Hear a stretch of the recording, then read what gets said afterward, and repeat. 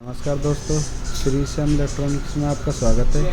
हमारे पास आया ये विंडो का पीसीबी जो लॉजिक कूल का है, जो बिल्कुल डेड था। जिसमें प्रॉब्लम क्या थी, इसका फ्यूज़ तो ओपन था, तो इसका फ्यूज़ जल गया था, इस चक्कर से ये ओपन हो गया। और ये ट्रांसफार्मर शॉर्ट हो गया था, और इसके जो ये 7805 लग रहा है, ये आईसी ये भी शॉर्ट हो गई थी। अब ये डाल दिए हैं, एकदम ओके हो गया है और एकदम होने चल रहा है।